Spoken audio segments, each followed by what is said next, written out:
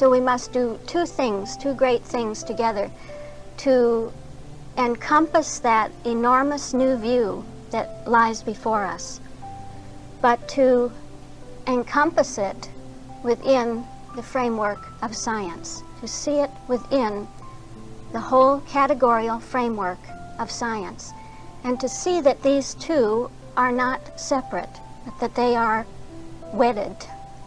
The bigness of the idea, the newness of the idea, the greatness of it is one with the structure of science, the structure of being itself.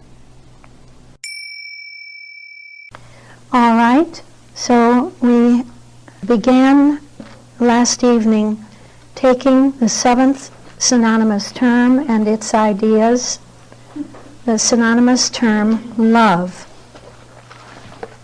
And one can't help but to remember, to recall, to reiterate that we are in the 7,000-year period now, and that period is all coined with love. It is love's great finale to the 1,000-year periods. And this 1,000-year period consciousness is a consciousness in which the whole world is changing. We know that that seventh day is not a creative act, but that creation is finished. It's not a day of creation, as we have seen. There is no evening and morning in that day.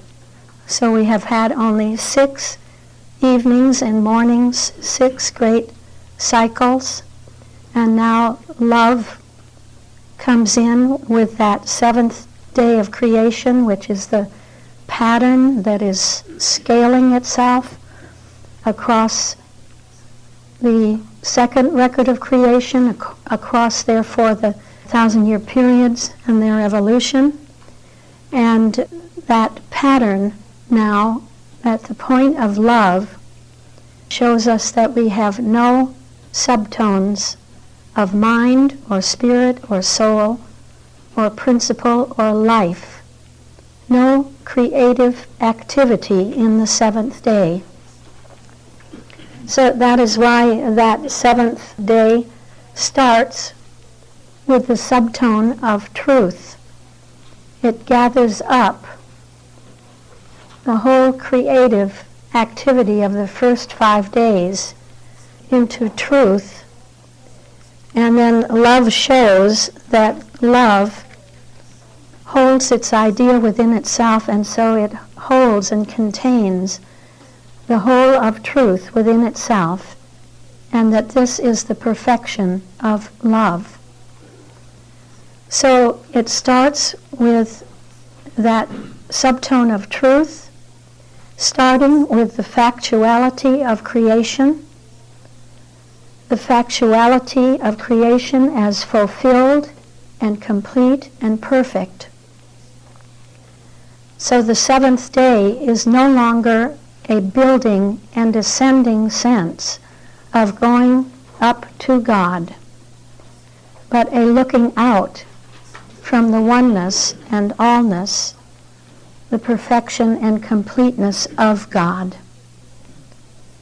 It tells us something about the form and the state of our consciousness as we are moving into that 7,000-year period, and what it means for us, what we are approximating more and more as our new standpoint of consciousness and of conscious awareness.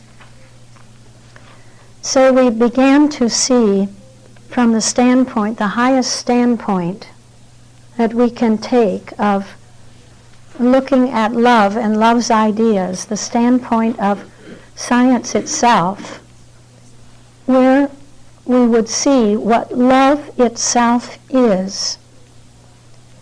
And there we saw that the calculus can come in and can categorize those ideas in an even further way, so that whatever we know about love on the standpoint of science, at the standpoint of science, and the ideas of love, that the calculus can put even further order into that. And so we have the calculus showing us that as the Word, love is perfection. That as the Christ, love is self-sufficiency. It contains, it holds. It is the fact of the containing and holding of everything within itself in complete sufficiency, needing to be nothing more, needing to have nothing more. It itself is self-sufficient. And then we saw that Christianity would show us a touch of what love is as the outcome of the Word and the Christ, as a sense of holding and containing, as that complete expression of the self-sufficiency of love is brought forth. What does that look like? What is the realm of love at that point? It is the superabundance of love. And that finally, science would say, what is love from its highest standpoint? And to science, this is integrated being. Integrated being. Is that clear? And then we can ask the further question, yes, but doesn't love have an infinite idea within itself? Doesn't it have a full and complete expression of itself, this which love is? Does not this isness of love have an idea? And love says, yes, when I look into myself, begin to conceive of myself, to consider myself, to self-conceive, this then is my idea, and that idea is always of the form of the calculus. It's always of the form of the Word, the Christ, Christianity, and science. And I have a definite relationship to my idea, to love's. Love has a definite relationship to love's idea as a whole. Not ideas of love, but the idea of love. And what is that relationship? How is it characterized through the ideas of love? So we have those ideas that show us that as the Word, love is first and foremost the mother in this relationship of love and love's idea. Love is the mother. This is how the scriptures would depict love, that term, love being the scientific term that Mrs. Eddy gave to that concept of being a mother. The fact that being is a mother, that there is something in being that cares, that there is something in being that is involved, totally involved, something in being that takes care of being, small b. This is the relationship of being a mother. And it is the fact that love is one with its creation. One with its creation. And how would the Christ depict that relationship?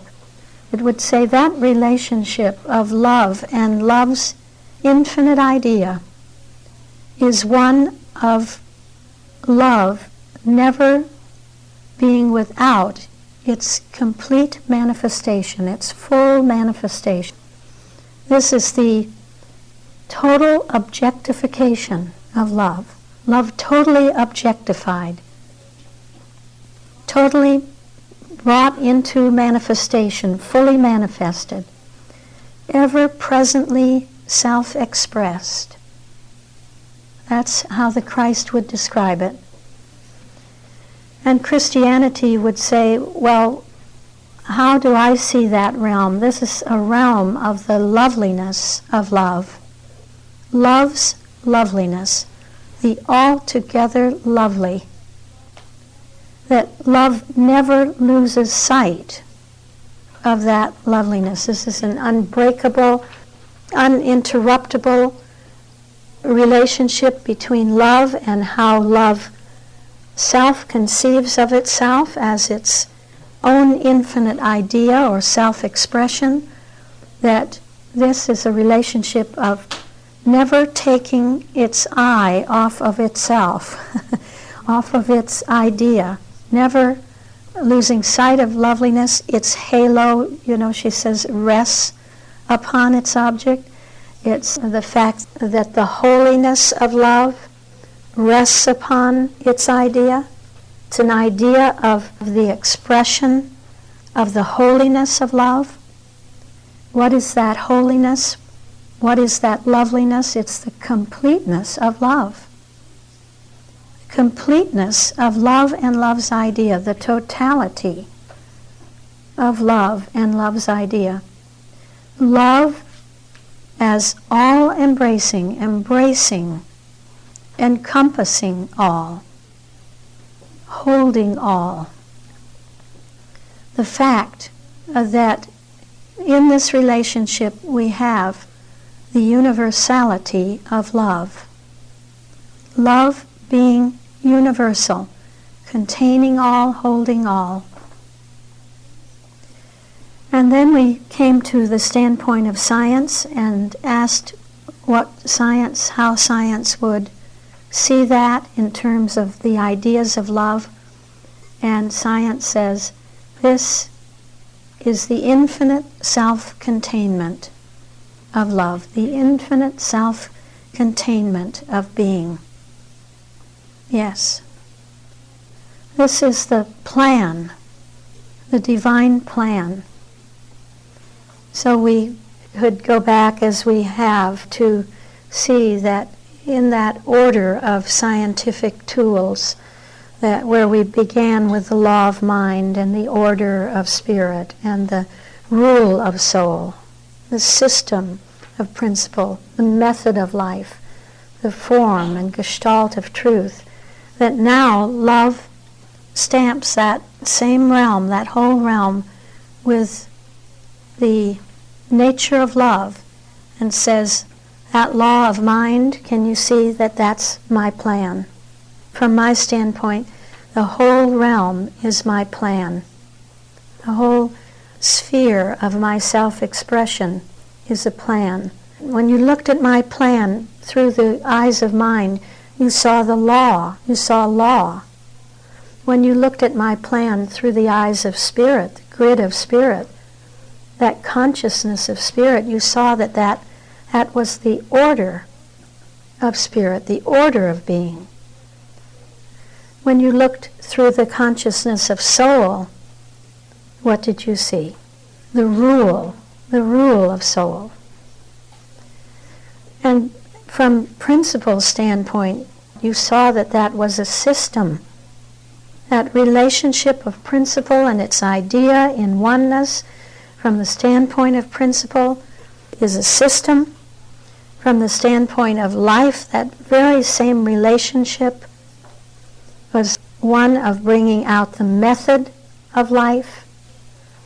The relationship of life to life's idea really was showing us that oneness of relationship as the method, an expression of method, as truth, the form, remember, the gestalt of the whole realm, bringing out the gestalt and form of truth. But behind that, behind all of that, was the highest standpoint now to which you have been brought, and that is that I, love, am a plan. That in relationship to my idea, in that oneness relationship where principle and its idea is one, love and love's idea is one. This is the plan of being, the design of being. So we also saw there that love is the perfection principle, and we were seeing that this is really something that the whole world is becoming aware of, that there is something working in being that is of the nature of perfection, of goal causality, of drawing everything to itself. There's an awareness of divine cybernetics impacting the world and raising up all these issues of love.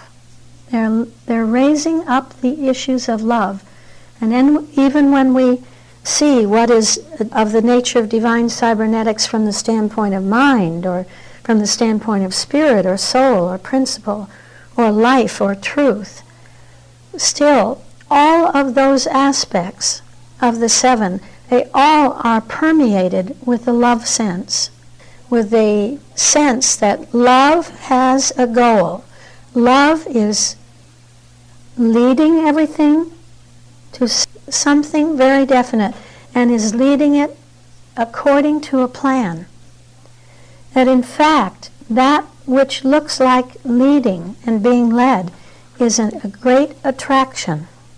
That love is attracting everything to the goal. That love is the attractor in the field of consciousness. And so it is seen to be the attractor in every field. Every field of endeavor has an attractor in it that is pulling it forward, drawing it forward. When we're looking at mind and seeing how mind begins within us to do something, we feel we're being led by mind to take the next step and the next step and the next step, that we receive the light of mind so that we know what the next step is to take and the further and further step. But when we come to love, love says, can you see that that was always me? That was always love. And that which you perceive to be something leading you was me attracting you forward.